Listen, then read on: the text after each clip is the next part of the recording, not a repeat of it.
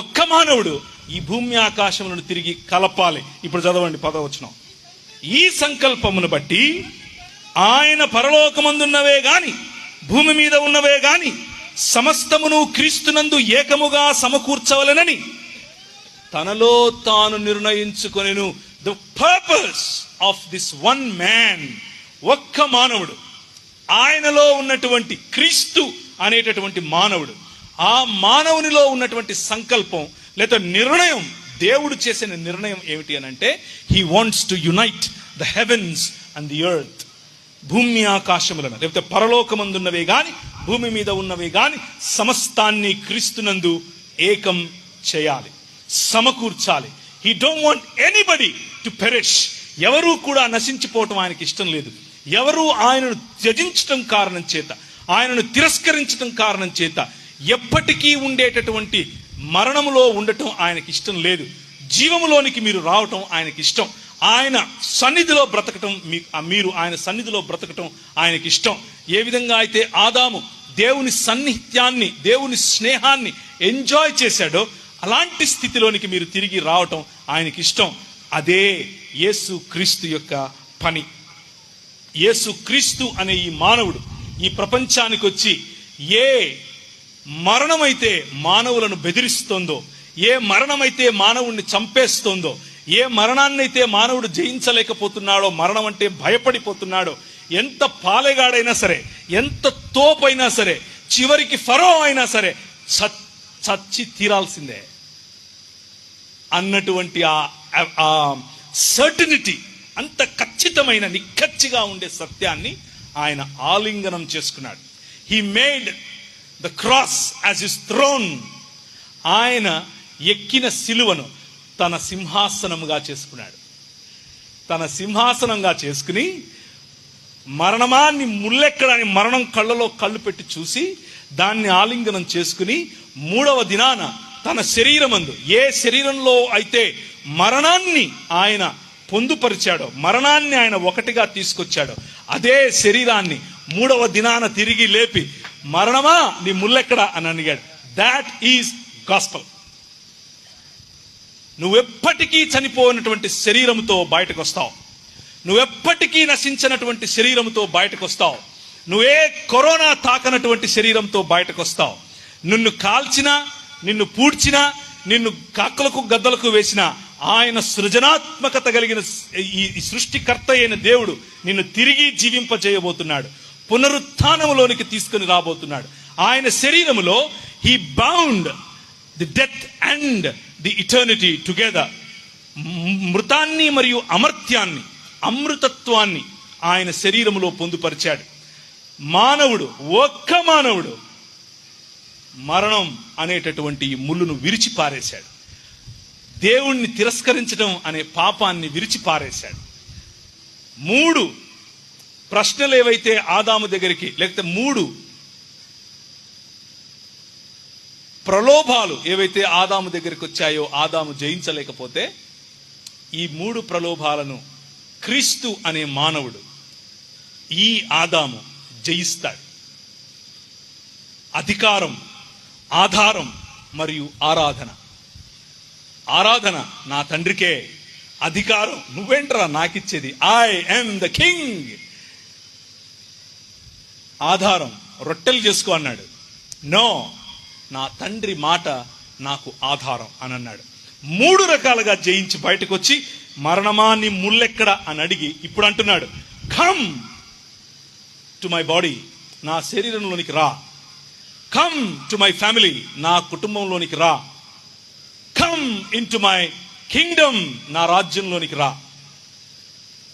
అదే రక్షణ. ఈ లోక మర్యాద నుంచి మడిమ తిప్పి దేవుని మర్యాద వైపుకు రావటం. యేసుక్రీస్తు అనే ఒక శరీరంలోనికి స్త్రీ పురుషుడన్న తేడా లేకుండా, హెచ్చు తగ్గులన్న తేడా లేకుండా, కులం మతం అన్న తేడా లేకుండా, ఏ తారతమ్యం, ఏ విభజన లేకుండా ఒక్క మనిషిగా నిన్ను మళ్ళీ పిలుస్తున్నాడు. మనిషిగా మారటం కోసం పిలుస్తూ ఉన్నాడు. ఈ 66 పుస్తకాలు ఉన్నటువంటి బైబిల్ గ్రంథం, it is not a religious book. ఇది కేవలం ఒక మతపరమైనటువంటి పుస్తకం కాదు. ఇది ఒక మానవుడు ఎలా ఓడిపోయాడు, ఇంకొక మానవుడు సర్వమానవాళిని ఎలా గెలిపించాడు అనే కథనం. మానవత్వానికి సంబంధించిన, మనుష్యతత్వానికి సంబంధించిన గాథ. అదే దేవుని రాజ్యం. ఈ ప్రాంతంలో దేవుని రాజ్యం కాకినాడ, పెద్దాపురం, సామర్లకోట, రాజమండ్రి ఈ ప్రాంతాలలో భయంకరమైనటువంటి పరిస్థితులు. పెంట కుప్పల మీద బ్రతికే వాళ్ళు మన పూర్వీకులు. వారికి మూతికి ఒక ముంత కట్టేవారు, ముడ్డికి ఒక చీపురు కట్టేవారు. వారు నడిస్తే వాళ్ళు నడిచినందుకు భూమి ఎక్కడ మైలైపోతుందో అని వెనక చీపురు కట్టుకు తిరిగారు. కాళ్లకు ఒక గజ్జె కట్టేవాళ్ళు, ఎందుకంటే ఫలానా వాడు వచ్చాడు అని తెలియటం కోసం. మన స్త్రీలకు పైన వస్త్రం వేసుకునే అధికారం ఉండేది కాదు. కారణం, నువ్వు స్త్రీవో పురుషుడివో మాకు తెలియదు. మీరు చూస్తే అందరూ నల్లగా ఉంటారు, అందరూ జుట్లు వేసుకొని ఉంటారు, అందరూ బాకినోరులు వేసుకొని ఉంటారు. నువ్వు పురుషుడివో ఆ స్త్రీవో నాకెట్లా తెలుస్తుంది? నేను దేవుణ్ణి, దేవుడి ఎదుట స్త్రీ రాకూడదు అన్నారు. భయంకరమైనటువంటి స్థితిగతుల్లో ఉన్న మన జీవితాల్లోనికి నీతి సూర్యుడు ఉదయించే విధంగా ఈ గాస్పెల్, రక్షణ మార్గం వచ్చింది. స్త్రీ పురుషులను ఒకే చోట కూర్చోబెట్టి చదువు చెప్పారు. కారణం, ద కింగ్డమ్ ఆఫ్ గాడ్, దేవుని రాజ్యం. 1799లో మొదలైన ఈ ఉద్యమం 1799లో బాప్టిస్టు వారు ఈ ప్రాంతానికి వచ్చినప్పుడు మొదలుపెట్టిన ఉద్యమం. ఆ తర్వాత మెల్లిమెల్లిగా లూథరన్ సంఘస్థులు, లండన్ మిషనరీ సొసైటీ వారు, చర్చ్ మిషనరీ సొసైటీ వారు ఇలా తీసుకొచ్చినటువంటి అనేకమైనటువంటి దాన్ని ఏమంటారు, సాంఘిక సంస్కరణలు. ఆ సాంఘిక సంస్కరణ కారణం చేత ఒకరు కాదు, ఇద్దరు కాదు, లక్షల కొలది ప్రజలు ప్రభువును తెలుసుకోవటం, దేవుని రాజ్యములోనికి కాలు పెట్టడం, దేవుని రాజ్యములో సమానత్వాన్ని రుచి చూడటం, చదువును రుచి చూడటం, అందాన్ని రుచి చూడటం, డిగ్నిటీని రుచి చూడటం. అన్నారు స్త్రీలతో, నువ్వు ఎలా పైన జాకెట్ వేసుకుంటావు? నీ స్తనాలు మాకు కనిపించాలి కదా, నీ స్తనం ఎంత బరువు ఉందో చూసి దానికి మేము ట్యాక్స్ వేస్తామని అన్నారు. దాన్నే బ్రెస్ట్ ట్యాక్స్ అని పిలుస్తారు. భారతదేశంలో ఇది ఉండేది, మన ప్రాంతంలో ఇది ఉండేది, తీర ప్రాంతాలన్నిటిలో ఇది ఉండేది. ఇది ఒక చట్టముగా ఆ రోజుల్లో ఉండేది. బహుద్దూర్లు, రాయబహుద్దూర్లు దీనికి ఇన్ఛార్జీలుగా ఉండేవారు. స్థనం యొక్క బరువును బట్టి ట్యాక్సులు పెంచేవారు. అంటే నువ్వు బాగా తిని బలుస్తున్నావు కాబట్టి నీ దగ్గర డబ్బులున్నాయి, ట్యాక్సులు కట్టు అన్నారు. క్రైస్తవ సమాజం నో, అలా జరగటానికి వీల్లేదు అంది. అలా జరగటానికి వీల్లేదు. ప్రతి స్త్రీ దేవుని యొక్క స్వరూపము మరియు పోలిక చొప్పున ఉంది. ఆ స్త్రీని ఈ విధంగా మీరు అన్యాయం చేయటానికి వీల్లేదు అని అన్నారు క్రైస్తవ సమాజం. ఇంట్లో గొడ్డు చచ్చిపోతే ఆ గొడ్డుకు తాడు కట్టి కాలుకు బయటకు విసిరేసి, అరే నువ్వు మా ఇంటికి రారా, అరే జోగిగా, అరే మల్లిగా, అరే ఏదో పేరు పెట్టి వెనక నుంచి రా, ఇంటి దగ్గరికి రాకు, వెనక నుంచి తాడు విసిరేస్తాం, అది గుంజుకొని పోయి దాన్ని దానిపైన చర్మం ఉంటుంది కదా, దాంతో మాకు చెప్పులు చేసి తీసుకురా, మిగిలిన మాంసం ఉంటుందే అది నీకు 6 నెలల జీతం అని అన్నారు. అలా మన పెద్దలు బ్రతికారు. ఇక్కడ పనిచేసినటువంటి క్రైస్తవ మిషనరీలు, ముఖ్యంగా బీర్ గారు, గన్ను గారు, ఇలాంటి వారు చాలా మంది, నేను రాసినటువంటి దేవుని రాజ్యం అనే పుస్తకంలో ఈ అంశాలన్నీ పొందుపరిచాను. వారన్నారు, no, you are in the image of God. దేవుని స్వరూపం మరియు పోలికలో ఉన్నావు నువ్వు. చచ్చిన దాన్ని నువ్వు తినవు. యు హ్యావ్ డిగ్నిటీ, గౌరవం కలిగి బ్రతుకుతావు నువ్వు అని అన్నారు. అలాగేయా అన్నాం. మన జీవితాలు ఒకటి తర్వాత ఒకటి మెల్లిమెల్లిగా దేవుని రాజ్యం వైపుకు మారటం. ఆంధ్రజోగిని యాక్ట్ 1986లో ఎన్టీ రామారావు గారు తీసుకొచ్చినట్లుగా మనకు చరిత్ర చెబుతుంది. కానీ 1930 చిల్లరల్లోనే ముత్తులక్ష్మిరెడ్డి గారు మెడ్రాస్ ప్రెసిడెన్సీలో ఉన్నటువంటి విధానసభలో నిలబడుకుని ఆ రోజుల్లోనే ఆమె ఈ యాక్ట్ను ప్రవేశపెట్టింది. దానికి కారణం ఆమె వెనక పనిచేసినటువంటి క్రైస్తవ మిషనరీ సంఘాలు. ఆంధ్రజోగిని యాక్ట్ అంటే అర్థం ఏమిటి అని అంటే, మన పూర్వీకుల్లో కొంతమందిని అర్ధనగ్నంగా వాళ్ళు పెళ్లిళ్ళు చేసుకోకుండా పిల్లలను కంటూ ఉంటూ అర్ధనగ్నంగా డాన్స్ చేసేటటువంటి, నాట్యాలు చేసేటటువంటి దేవదాసి వ్యవస్థ. ఆ వ్యవస్థలో స్త్రీలను భయంకరమైన నీచాతి నీచంగా చూశారు.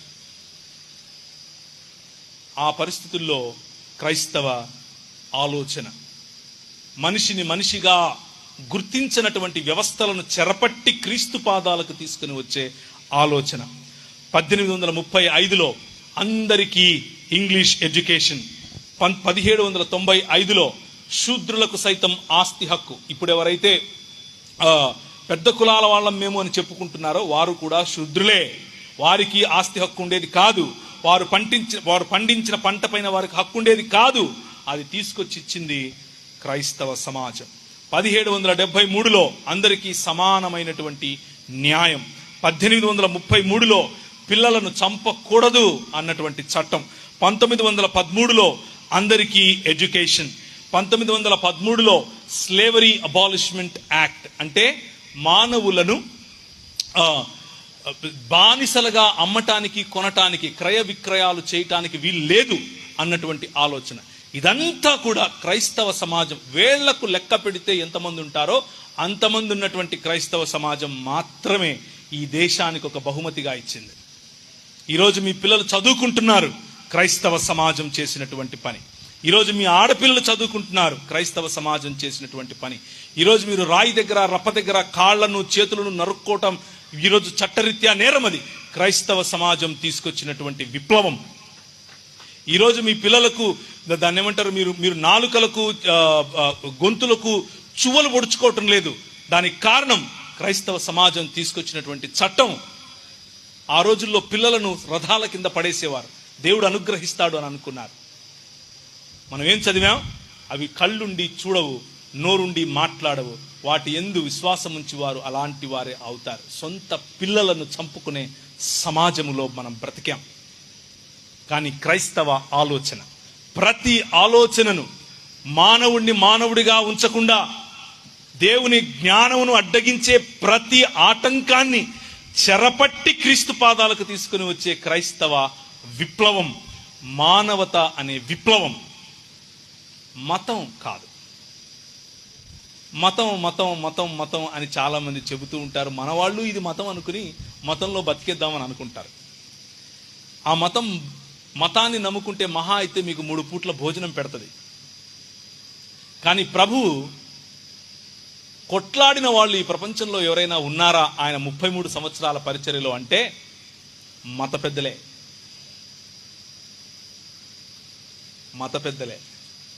ఆఖరి ఒక్కరోజు పిలాతు ఎదుట నిలబడి మాట్లాడితే పిలాతు కూడా ఏమన్నాడు? బిహోల్డ్ ద మ్యాన్ అన్నాడు. ఇదిగో మానవుడు అన్నాడు. నిజమైన మానవుడు, అధికారాన్ని ప్రశ్నించే మానవుడు, నిజమైన మానవుడు, మనిషిని మనిషిగా గుర్తించే మానవుడు, నిజమైన మానవుడు, ప్రేమంటే ఏంటో నేర్పే మానవుడు, నిజమైన రాజు తన చొక్కా విప్పి తన శిష్యుల కాళ్ళ దగ్గరికి వచ్చి నీ కాళ్ళు కడగనా అని అడిగే రాజు. ఆయన రాజ్యం వచ్చేసింది అని ప్రకటించినటువంటి రాజు. ఆ రాజ్యం వచ్చింది అని మన దగ్గరికి మోసుకొని వచ్చినటువంటి ఆ రాజ్య ప్రతినిధులు, ఇదిగో మీరు ఈ రాజ్యంలో పాల్గొనండి అని చెప్పాల్సినటువంటి ప్రతినిధులు ఇక్కడ కూర్చుని ఉన్నారు. దిస్ కింగ్డమ్, ఈ రాజ్యం ఇంతింతై మహాపర్వతమై ఏ చేతి సహాయము లేకుండా తీయబడినటువంటి రాయిల రాజ్యాలను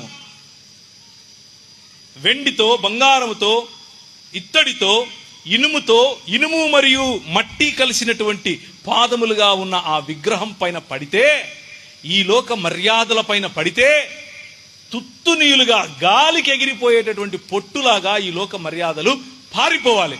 కానీ మనం మతంలో ఉన్నాం. రాజ్యంలో చాలా తక్కువ మంది ఉంటారు, మతంలో ఉంటారు. వారు ఒక సిస్టమ్ క్రియేట్ చేసుకుని వారికి ఒక రాజును ఎన్నుకొని ఆయనకు పాస్టర్ అని పేరు పెడతారు. వారికి ఒక రాజ్యాన్ని ఏర్పరచుకొని దానికి ఒక డినామినేషన్ అని పేరు పెడతారు. బయట ఏ సిస్టమ్స్ అయితే ఉన్నాయో అవే సిస్టమ్స్ మనము తెచ్చుకుంటాం. అదే కుల ప్రాతిపదికన సంఘాలు, అదే మత ప్రాతిపదికన విభజన, మనిషిని మనిషిగా చూడలేనటువంటి కళ్ళు, మనిషిని అక్కునకు చేర్చుకోలేనటువంటి, ఆప్యాయతలు లేనటువంటి, గౌరవం లేనటువంటి, స్త్రీ పట్ల గౌరవం లేనటువంటి, చిన్న చూపులు చూసేటటువంటి అదే మానవ సమాజం. దానికి ఒక పేరు పెట్టి క్రైస్తవం అంటున్నాం. Shame on us. మనం సిగ్గుపడాలి. ప్రభువు పిలుపు భూమ్యాకాశములను ఐక్యపరిచేటటువంటి క్రీస్తు పిలుపు నూతన సృష్టిగా మారటం, దినదిన ప్రవర్తమానముగా ఆయన స్వరూపములోనికి నిజమైన మానవుడిగా ఎదగటం, నీ పక్కన వాడిని గౌరవించగలగటం. ఇంట్లో చెట్టు ఉంటుంది, పైన స్టార్ ఉంటుంది, కానీ అమ్ముండదు. పండుగ వస్తుంది, చెట్టు ఉంటుంది, అరిసెలు ఉంటాయి, స్టారు ఉంటుంది, అమ్ముండదు. అన్న ఉండడు, పక్కింటోడు తిన్నాడా లేదా అన్న స్పృహ ఉండదు. ప్రభు అంటాడు, నేను నీ దగ్గరికి వచ్చాను, నాకు చలి పెడుతుంటే నువ్వు కనీసం నాకు బట్టలు లేదే, నాకు ఆకలి అవుతుంటే ఇంత పిడిసి అన్నం పెట్టలేకపోయావే, నాకు దాహం అవుతుంటే నీకు నీళ్ళు ఇవ్వటానికి బరువు అయింది, నువ్వెప్పుడొచ్చావు ప్రభు, నువ్వు వస్తే అసలు నేను నా ఇల్లు అమ్మేసేనే ఇచ్చేద్దాను కదా నీకు, నేను వచ్చాను. అవర్ కింగ్, మన రాజు ఎవరితో ఐడెంటిఫై చేసుకుంటాడు అంటే మనలో బడుగు బలహీన వర్గాలతో ఐడెంటిఫై చేసుకుంటాడు, మనలో విరిగి నలిగిన హృదయాలతో ఐడెంటిఫై చేసుకుంటాడు, మనలో పేదల పట్ల ఆయనకు కనికరం, మనలో బీదల పట్ల ఆయన హృదయం, మనలో మానవులను తిరిగి మానవులుగా చూడాలి అన్న ఆయన తపన. మీకు అదే స్ఫూర్తినిచ్చి వెళ్తారా? సర్వ సృష్టికి ఈ సువార్త, రాజ్య సువార్త ప్రకటిస్తారా అని పిలుస్తున్నాడు. Now the question is yours. మీ దగ్గర సవాలు నేను విడిచిపెడుతున్నాను. ఈ సువార్త ఇక్కడ చచ్చిపోయి ఎక్కడికో వెళ్ళే సువార్త కాదు, నీ రాజ్యము వచ్చునుగాక అనే సువార్త. నేను చచ్చిపోయి ఎక్కడికో పోదునుగాక కాదు, నీ రాజ్యము వచ్చునుగాక. ఆయన వస్తాడు, ఆయన శరీరములో మనం, లేకపోతే ఆయన భార్యగా మనల్ని చేసుకుంటాడు. భూమి ఆకాశములను, మరణాన్ని అమరత్వాన్ని ఎలా కలిపాడో అలా కలపబోతున్నాడు. దేవుని సన్నిధి మన మీదకి దిగి రాబోతుంది. ఆ సన్నిధిలోనికి నువ్వు నేను బ్రతకాలి అనంటే ఈ ప్రపంచాన్ని దేవుని నివాస యోగ్యముగా మార్చగలిగేటటువంటి శక్తి ఈ ఏ చేతి సహాయం లేకుండా తీయబడినటువంటి ఈ రాయికి ఉంది, దేవుని సంఘానికి ఉంది. దేవుని సంఘంలో భాగంగా ఉన్నటువంటి నీవు దేనికి దాసోహమయ్యావు? చదువుకా, ధనానికా, అందానికా, కులానికా, మతానికా, స్త్రీ అన్నటువంటి గర్వమా, పురుషుడు అన్నటువంటి గర్వమా? దేనికి దాసుడు అయ్యావు? దేవుని స్థానంలో నీ డినామినేషన్ ఏమైనా ఉందా? దేవుని స్థానంలో నీ గర్వం, నీ అహంకారం, నీ కులం ఇవేమైనా ఉన్నాయా? నువ్వు చేసుకున్న సిస్టమ్స్ వంటి వాడివే నువ్వు అవుతావు. నీ మనసు మార్చుకుని క్రీస్తు వైపుకు చూస్తే నిజమైన మానవుడు ఎలా ఉంటాడో నీకు కనిపిస్తాడు. ఆయన ఎవరిని చంపలేదు, ఏ రోజు కత్తి పట్టుకోలేదు, కానీ ఆయన హృదయాల నేలే రాజు. ఆయన ఏనాడు బడికి వెళ్ళలేదు, కానీ ప్రపంచంలో ఉండే యూనివర్సిటీస్ అన్నీ ఆయన గురించే మాట్లాడతాయి. ఆయన ఏ రోజు జెండా పట్టుకుని ఎలక్షన్లలోకి వెళ్ళలేదు, కానీ ఆయనను మించిన నాయకుడు ఈ ప్రపంచంలో ఇంకా పుట్టల. ఆయన ఏ రోజు ఒక మాట ఎవరిని గద్దించిన వాడు కాదు, కానీ ఆయన మాట హృదయాలను ఛేదిస్తుంది. ఆయన ఏ రోజు ఎవరిని చూసి మత్సరపడలేదు, జలస్గా ఫీల్ అవ్వలేదు. కానీ ఈ ప్రపంచంలో ఉండే పెద్ద పెద్ద నాయకులు సైతం ఆయన్ను చూసి జలస్గా ఫీల్ అవుతారు. ఏంటి 3 సంవత్సరాల్లో ఇంత ఎలా చేశాడు అని. ఒక్క మనిషి నేను మనిషిగా బ్రతుకుతాను అని నిర్ణయించుకుంటే జరిగేది ఇది. అదే మనిషి నేను దేవుణ్ణి అవుతాను అంటే మన పర్యవసానం మరణం. మతం నిన్ను దేవత్వం వైపుకు నడిపిస్తానంటుంది, రాజ్యం నిన్ను మనిషిగా మారుస్తాను అంటుంది. ఈరోజు రాత్రి నిజమైన మానవుడైనటువంటి యేసు క్రీస్తును పోలిన జీవితంలోనికి రావటానికి నీకు ఇష్టం అయితే మనసులో ఒక చిన్న నిర్ణయం, యేసును గురించి ఇంకా ఎక్కువ తెలుసుకుంటాను, ఈ క్రైస్తవ సమాజం గురించి ఇంకా ఎక్కువ తెలుసుకుంటాను. కనిపిస్తున్న క్రైస్తవ సమాజం కాదు, యేసు నిర్మించిన దేవుని రాజ్యం అనే సమాజం. చిన్న నిర్ణయం మీ జీవితాలను మార్చేస్తుంది. తలలుంచుకుంటే ప్రార్థించుకుందాం.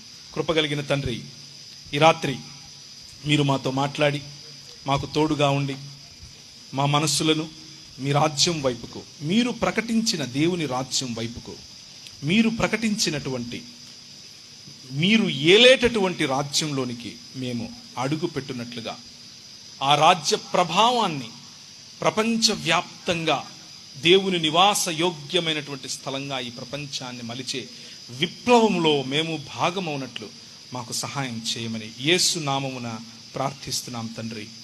ఆమెన్. ఒక్క